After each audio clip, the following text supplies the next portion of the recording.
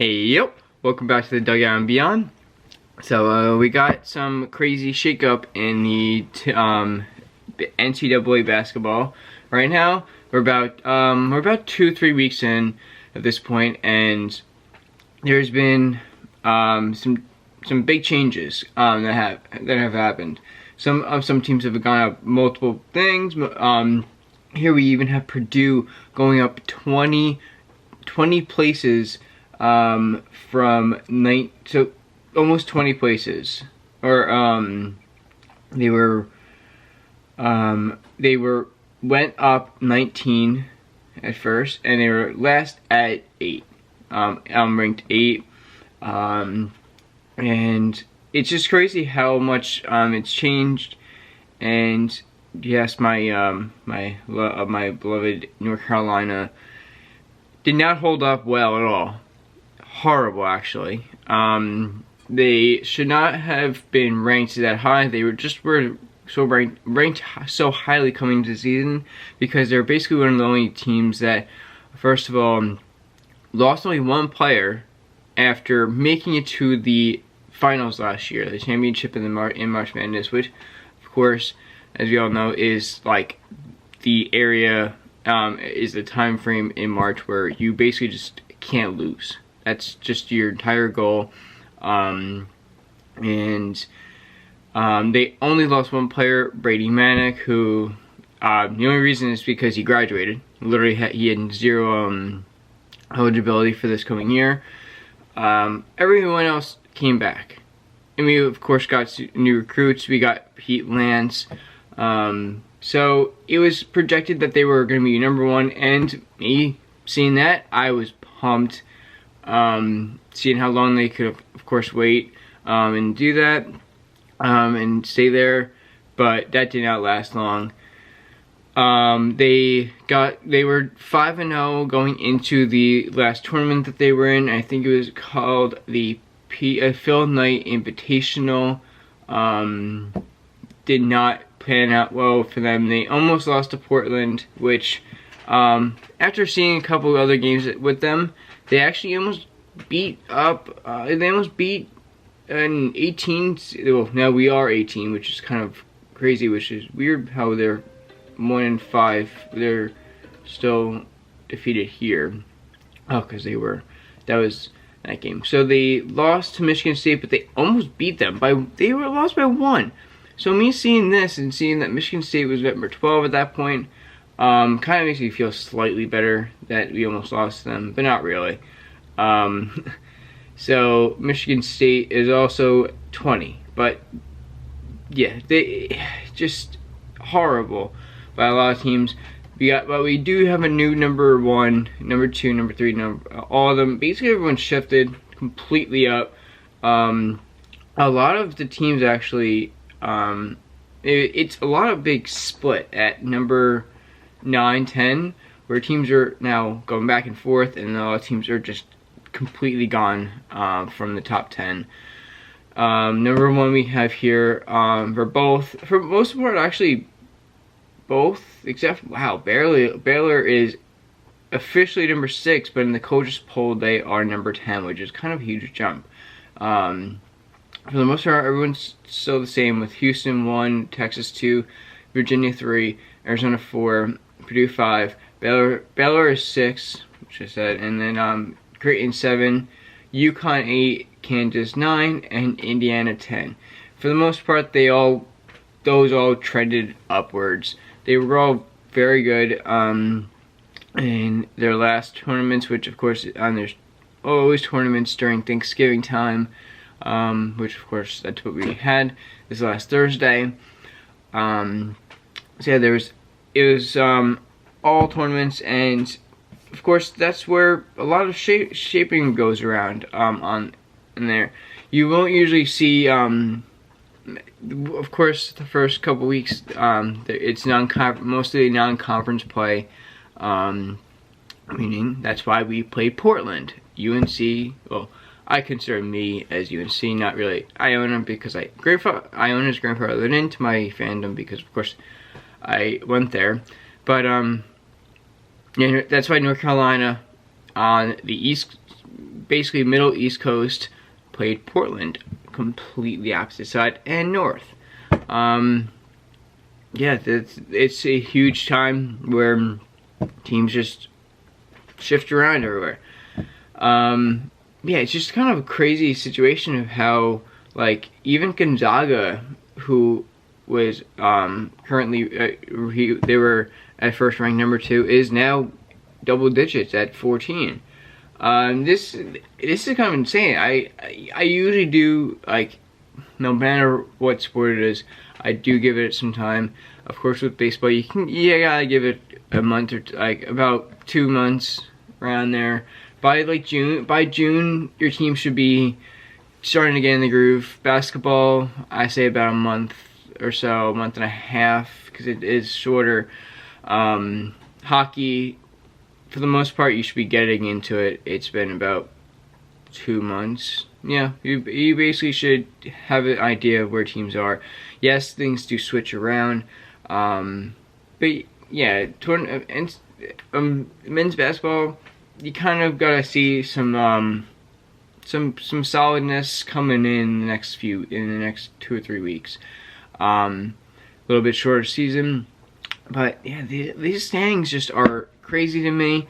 I did not exactly see so many of these teams just like crap out. Like the biggest here is literally UNC. That is actually, well, technically UNC and Purdue, because they are Purdue is of course almost 20 points ranked better. And also just UNC is almost at 20 for ranking and trending downwards. And now I really can't determine who I think is going to be the top, even though I do see Houston and Texas and Virginia both all basically really, they're very fast. No, Houston's actually not crazy fast. But they're very smart with the ball. They make good passes, and they just have that decision making that's just on point. I think there was one game they were like, holy crap, like they're going crazy. Okay, Texas Southern, they won by almost 40. Same thing actually with Oral Roberts. They actually scored the exact same amount of points and almost had the opponents scored the same amount of points. But the only one actually was kind of crazy was that they almost lost to Kent State, and they only scored 49 points that game. But yeah, for the most part, actually Houston is very solid. Like, they kind of were a little quiet, but not really. They were always trend, and they always were pretty good with their rankings, top 10.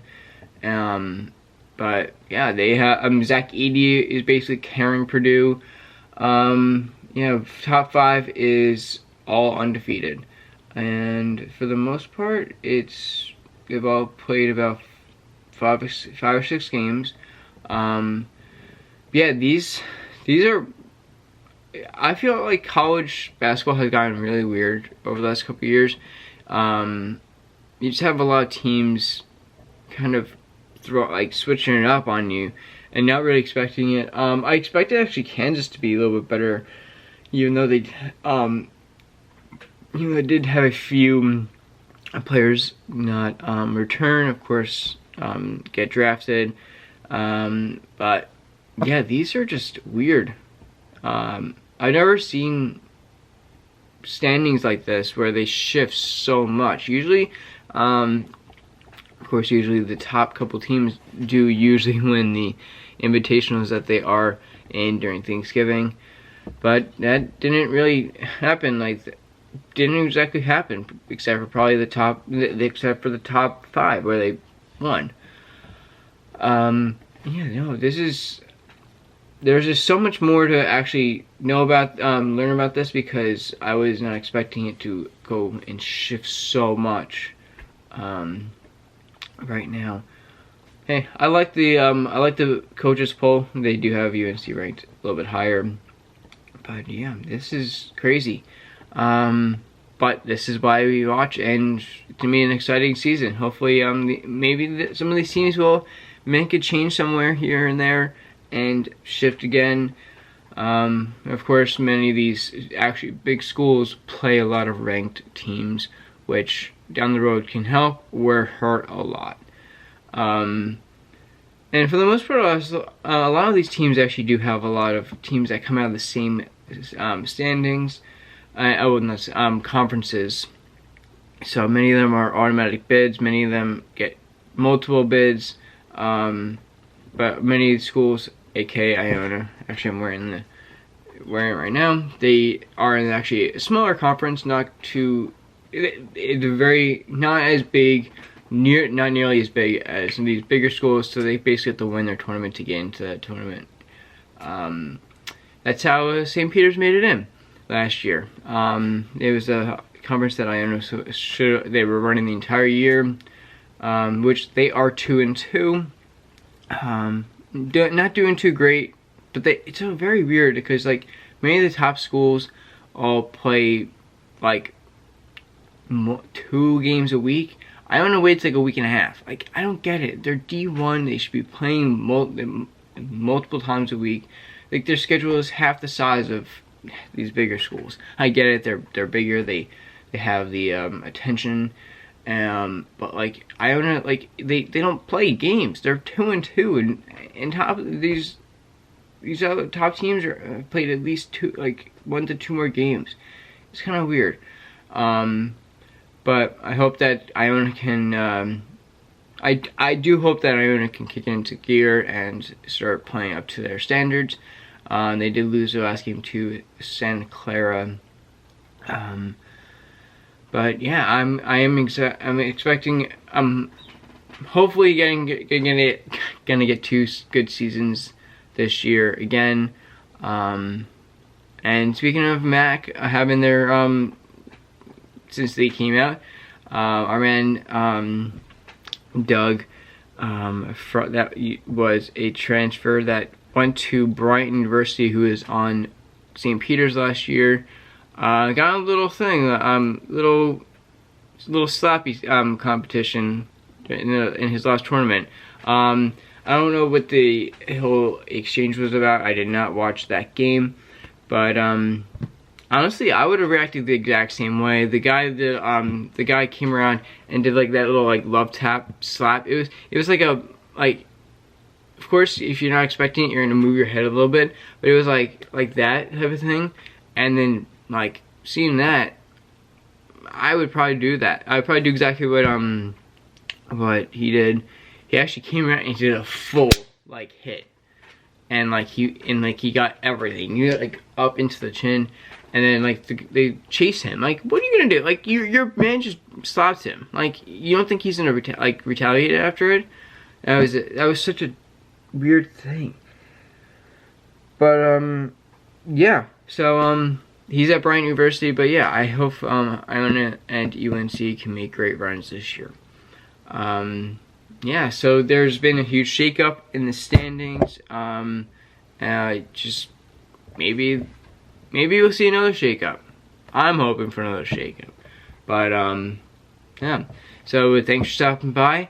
We'll see you. I'll do some more standings here and there. Of course, the season's just started. And we got a lot of time for this. I'm excited. So yeah, I'll see you in the if you want, like, subscribe, and comment, and I'll see you in the next one. Peace.